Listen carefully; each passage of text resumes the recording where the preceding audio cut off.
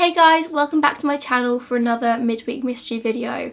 I am a little bit ill this week, so if you can hear that in my voice, then I'm so sorry. I know it's not always the best to listen to when somebody's all stuffy, but I really wanted to get a video out for you. I refuse to miss any, so I'm filming regardless, but just excuse the voice. This week I've got a very interesting mystery for you. It's one of my favourite kinds to cover. It involves a fake name, a mysterious death in a hotel room, and a little touch of history. I've covered quite a few cases quite similar to this in the past involving fake aliases and weird deaths in hotel rooms, so if you are interested in any of those, then I'll put them in a list down below so you can go and watch them.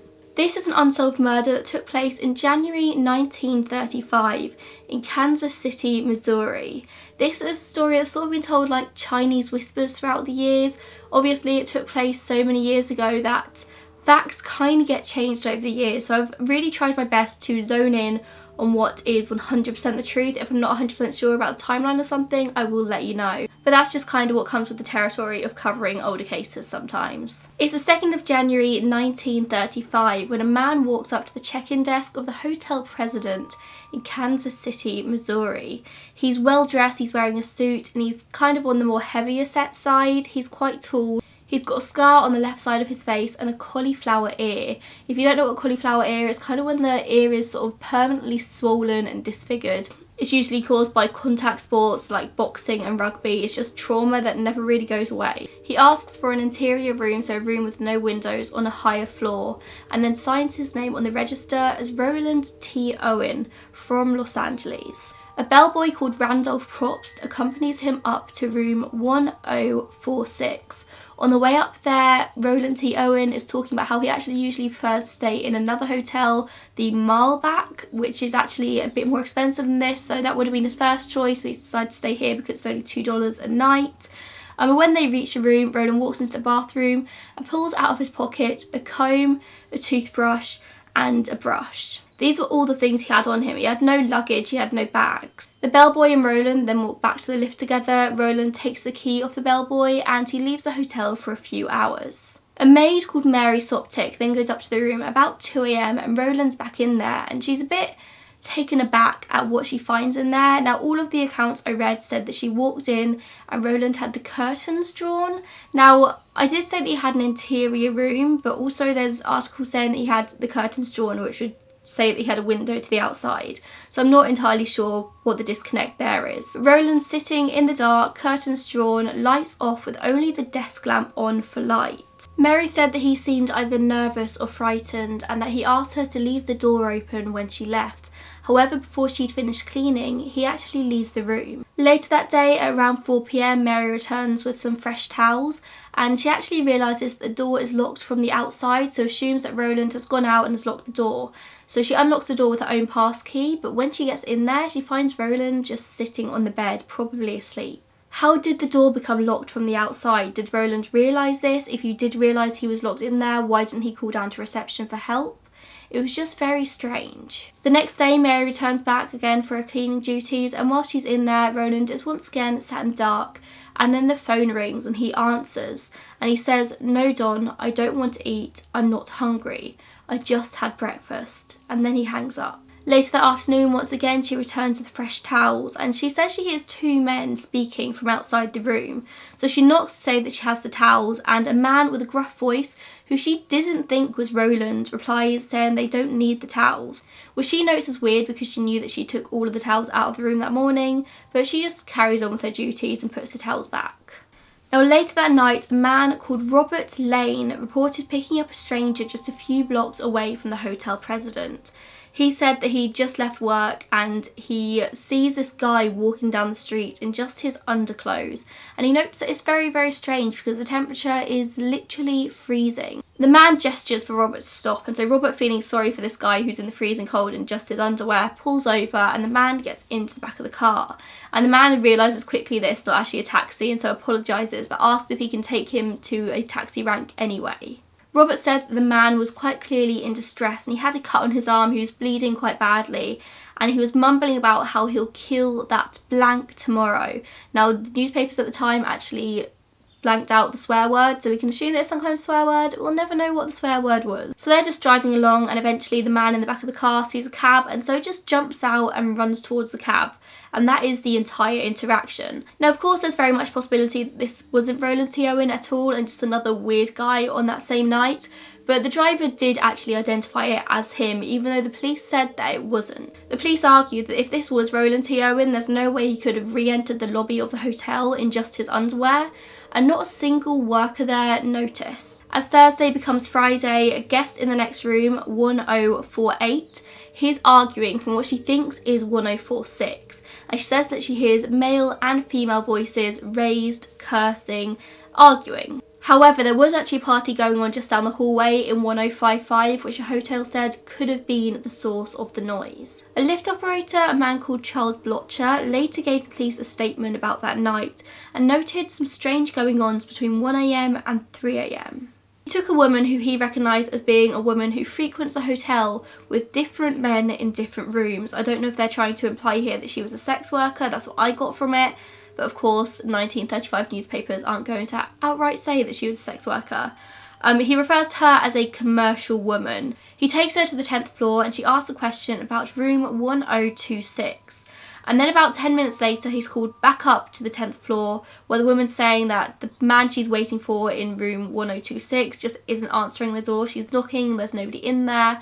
And she wonders if it's the next room, 1024, that she's looking for because there was somebody in there. She doesn't really know what to do. She said the man that she was supposed to meet was very good at keeping his appointments, and so she was a little bit concerned. It was very strange. So the woman and Charles head back down to the lobby where she leaves the hotel and comes back a few hours later with another male who heads up to the 9th floor with her. Of course, there's very much possibility here that this has nothing to do with Roland T. Owen, but was she possibly looking for room 1046? At 7 AM that morning, a hotel telephone operator notices that the phone in room 1046 has been off the hook for a while, and so she sends a bellboy up to ask them to put it back on. This was the same bellboy who had accompanied Roland up to his room 2 days earlier, Randolph Probst. The bellboy knocks despite the do not disturb sign hanging on the door, and a deep voice comes from inside. It says, "Come in," but the door's locked, so Randolph can't, so he tells them that the door's locked, asks them to unlock it, and they just don't do anything. The guest just doesn't acknowledge the fact that he can't get in the room and instead says, "Turn on the lights," which obviously he can't do because the door's locked. And so eventually Randolph gives up and he just shouts at them to put the phone back on the hook before leaving. At 8:30 AM, the operator notices that the phone is still off the hook and so sends a different bellboy up, this time with a pass key. He unlocks the door and goes inside the dark room, and inside the dark room he sees Roland asleep on the bed, surrounded by dark stains, but doesn't think much of it, just assumes that he's drunk, so he simply puts the phone back on the hook and then leaves the room. However, a couple of hours later at 10:45 AM, she notices that once again this phone is off the hook. So she sends Randolph up again with a pass key. Now he unlocks the door and steps inside and sees a sight that he will never ever forget. The man is about 2 foot away from the door, on his knees and his elbows, his head blood covered and in his hands. Randolph walks in, turns on the light, and the very first thing he does is put the phone on the hook before turning his attention to this man who is covered in blood. But not only is the man covered in blood, the entire room is as well. The bed sheets, the walls, the ceilings, the bathroom. There is blood everywhere. And Randolph, not knowing what to do in that moment, just panics and runs out the room and goes to get an assistant manager. By 11:30 AM, the police and a doctor arrive, and Roland is just hanging on to life. His hands and his ankles had actually been tied with a cord, and this same cord had been used to attempt to strangle him. He was beaten so severely that his skull was fractured, and he'd also been stabbed several times in the torso, puncturing his left lung. The police attempted to question the barely conscious man, and they asked him who hurt him, and he replies, "Nobody." And then he says that he slipped and hit his head on the bath, which was obviously a lie. They asked him if he tried to commit suicide, and he replies no. He's taken to the hospital where he died around midnight that night. The doctor at the scene notes all the forensics. Now, back in the 1930s, doctors were actually a lot more equipped to deal with forensic things than the police were, so he notes all this down. He says that the blood was all clotted on the bed sheets, meaning that the injuries had probably happened about 7 hours beforehand, around 3 to 4 AM, meaning that every time a bellboy had gone up to his room that morning, he was already injured. Detectives found a few potential clues in the room, but none of which that have ever led to a break in the case. There was an unlit cigarette, a safety pin, a hairpin was found in the bed, an unopened bottle of diluted sulfuric acid in the bathroom, and they also found a smashed glass in the bathroom as well, with quite a significant piece missing. And they think this piece of glass is what was used to stab Roland. But the strangest things aren't what they did find in the room, it's what they didn't find. None of his clothes were in there, or any of the 3 items that he'd taken out of his pocket on the first date he was there: the toothbrush, the brush and the comb. They were all gone. They also found 4 small fingerprints on the glass phone stand, which they determined likely belonged to a woman, but of course this was 1935, so they couldn't do much more with the information other than that. The Kansas City Police Department quickly realised that this isn't going to be a straightforward case. By the 5th of January, this man was front page news, the police stating that they had no doubts that somebody else was mixed up in this death. And it didn't take them long to realise either that Roland T. Owen, shockingly, wasn't his real name.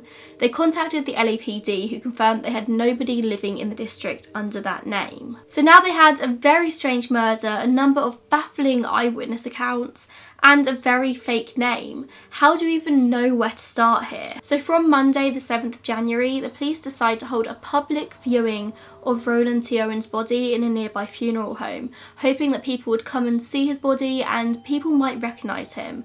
They said that about 300 people came to visit his body in the funeral home that week, but the only potential witness they got to come forward was Robert Lane, the man who picked up this strange bleeding man that one night. And the police dismissed this, so really it didn't lead to anything. By March, the case had gone cold and the police were no closer to finding out who this man was or what had happened to him, and so they decide to hold a funeral. They announced in the newspapers that they're going to be burying their John Doe in a potter's field in an unmarked grave.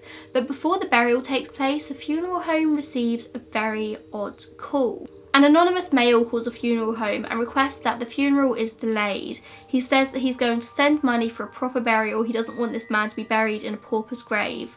But he had his condition. He wanted the body to be buried in Memorial Park in Kansas City, stating this was so he could be near to my sister. He says he will send the money special delivery and then just hangs up. Some accounts say that he told the funeral director a story about how Roland had jilted a girl, so him, the girl and Roland were meeting up in the hotel room to discuss it. He also says cheaters usually get what's coming to them. Both the funeral home and the police are pretty bemused by this request, but they go along with it because what have they got to lose? Maybe it will lead to a clue. But then another nearby company, the Rock Floral Company, receives a very similar call.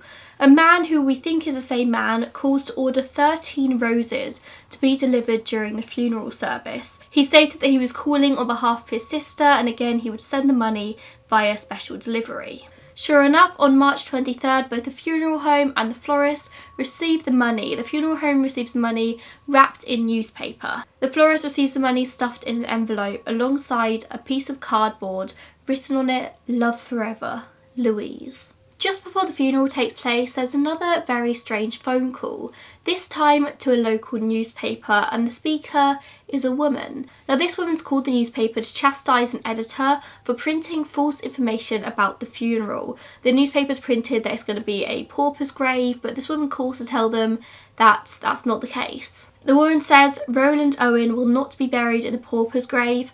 Arrangements have been made for his funeral. When the editor begins to ask questions about what happened to Roland, the woman simply replies, "He got in a jam." The funeral was held on the 26th of March, only attended by the detectives and the people working on the case.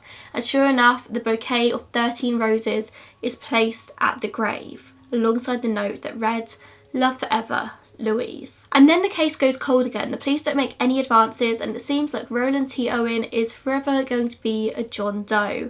But then almost 2 years after the murder, in the autumn of 1936, a woman named Ruby Ogletree in Birmingham, Alabama is shown a copy of the American Weekly from May 1935.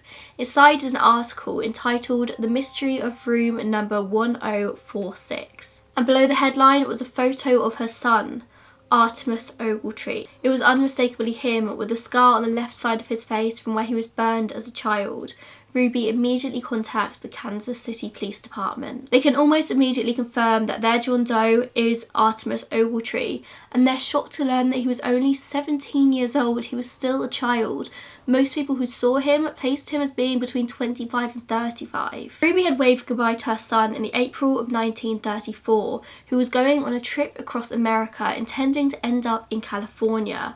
When he first set off, he would regularly write to his mum all the time. She would always be receiving letters, only of course as time went on these became fewer and fewer. However, in early 1935, instead of the usual handwritten letters, Ruby started to receive typewritten letters, and these were very odd because she didn't think that Artemus could even use a typewriter, and the slang didn't seem like the words that he would use. And they were also coming from weird places across the country. The first one was postmarked from Chicago, then from New York. What was he doing in Chicago and New York when he was actually supposed to be headed to California?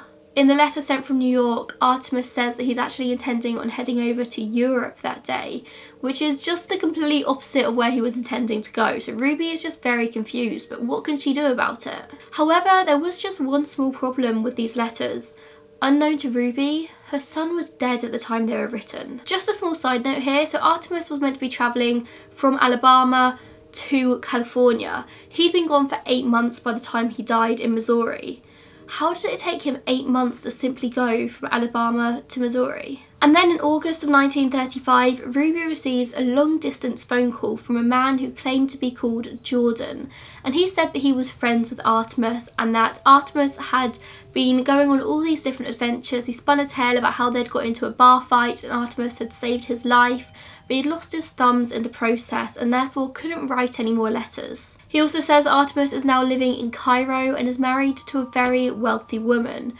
Ruby actually questions the story. She knows it's very weird, but the man just hangs up.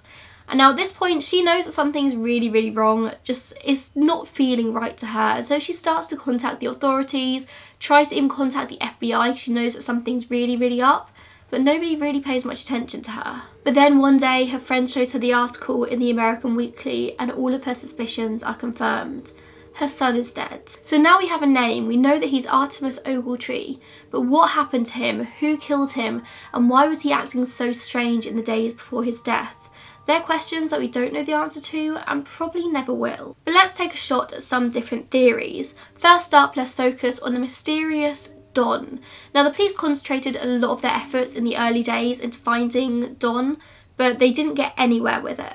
The closest they came was in 1937 when a man named Joseph Ogden was arrested for shooting a man and trying to ship his body in a bag to Memphis. Of course, he was found out. When investigators looked into Joseph, they found that he'd checked into a Kansas City hotel in October of 1934 under the fake name Donald Kelso. Now, he'd actually checked in alongside somebody called Duncan Ogletree. Now, obviously, it's long been suspected that Donald and Duncan were aliases for Artemus and Joseph. But the police were never actually able to find any more information out than this. Joseph never said anything, and of course it could have been some huge coincidence, but Ogletree is not a common surname. So the first theory that I think is very, very interesting is that I think Artemus Ogletree was possibly either gay or bisexual and in a relationship with Don. But of course this was 1935, you couldn't live your gay romance out in the open, so they lived their romance through meetings in hotel rooms. Were they travelling together, or was Don simply someone that Artemus met whilst in Kansas City?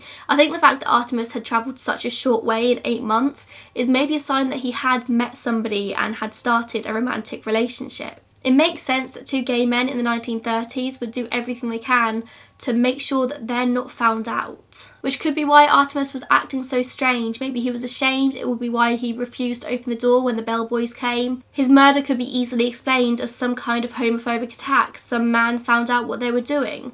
But if that was the case, why would Artemus not just say that he'd been attacked by a random person? Why refuse to talk about the fact that somebody had clearly hurt him? Maybe even on his deathbed he didn't want to out himself as gay. However, I do think a random homophobic attack is unlikely for a reason that I'll get into in a little bit. It's also very possible that he was in a romantic relationship but not with Don at all, maybe with this mysterious Louise, the one who wrote the card for the flowers.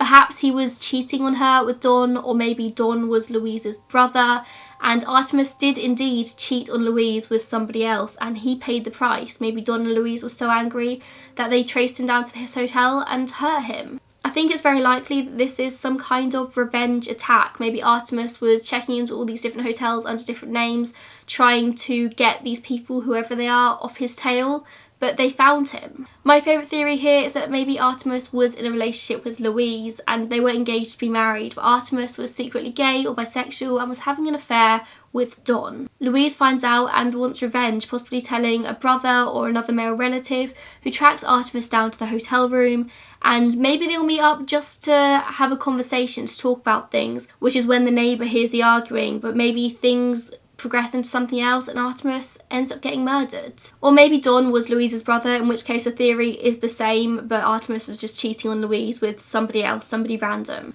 Or potentially, of course, there was no cheating at all and he just decided to leave her and again she wanted revenge. I think Artemis was running from something. He was trying to hide from something and these people found him and went up to his hotel room to discuss with him. Only of course the fact that he was actually talking to Don on the phone, talking about breakfast and leaving notes for Don, makes me think that he wasn't that scared of this Don guy. He was like saying to him like, wait for me, I'll be back in a little bit. Don was inviting him out to breakfast. I don't think he was scared of Don. I think he was scared of somebody else. But we do know that there was a female involved in this somewhere, somehow. Artemis's neighbour in the next hotel room heard female voices in the room. He had female fingerprints likely on the phone stand. There's Louise who left the note on the flowers and another female who called the newspaper editor to have a go at her. Whatever the situation was, somebody was angry at Artemis and they intended to kill him. This doesn't seem like an accident. His hands and his feet were tied. Somebody had purposely tied him up and beat him. Maybe if somebody pushed him, for example, and he did hit his head on the bathtub and got a fractured skull, then maybe, yeah, you could say that it was an accident, but he had the fractured skull, he'd been stabbed in the ribs, he'd been tied, somebody had tried to strangle him. Whoever did this wanted to kill him, or at least severely hurt him. But this is where it gets even stranger, because clearly whoever did kill him felt bad about it afterwards because they then paid for his funeral. That is going along the theory that whoever killed him is the one who paid for the funeral, which does seem most likely. I think it's quite clear that whoever knew Artemis knew him well, or at least well enough to know that he wrote to his mother, know his mother's address. I mean, they even called her months later to spin some kind of tale about where Artemis was. They were either covering their tracks or they felt bad and didn't want his mother to know what happened to him. A big question I have in this case is, where was all of Artemis's luggage? We can only assume that when he left his mother's house in Birmingham, Alabama, he took things with him. So where were these things when he arrived at the hotel room? The creepiest thing about this whole case is that before he was killed, he spent 3 days sat in a hotel room in the dark. I think if it wasn't for that very strange aspect, then this case would be a lot simpler. The maid said he seemed quite scared, which makes sense if he's hiding for somebody, if somebody's coming after him. But why just sit in your hotel room like a sitting duck? Why sit in the dark? If you fall into this rabbit hole online, you'll find a load of far-fetched theories about mafia mobs, which could make sense, the fact that he was talking to Don, which is what mafia leaders are called, Don. And there's also stories of gang violence, the seedy underworld of Kansas City. Artemis potentially got himself involved in things he shouldn't have, but then again he was only 17 years old and he'd only left 8 months earlier. So what was so awful that he did in those few months that he would get the mafia after him? I don't believe in the mafia theory or a gang violence theory for one simple reason. Whoever did this cared enough to try and cover it up to his mother. They did not want his mother to know he was dead. I don't think a mafia boss would really care if Artemis's mother knew if he was dead or not. I mean, why would it matter to them? Whoever did this knew Artemis. They knew his mother would be worrying about him. They knew that Artemis would write his mother letters, and they tried to cover it up. Almost 70 years later, a researcher at Kansas City Public Library receives an anonymous phone call from someone who claims they were going through a box of belongings to somebody who had recently died, and they'd found a load of newspaper clippings about the mystery in room 1046, but they'd also found something else in this box. But the person refused to say what this something else was and simply hung up the phone.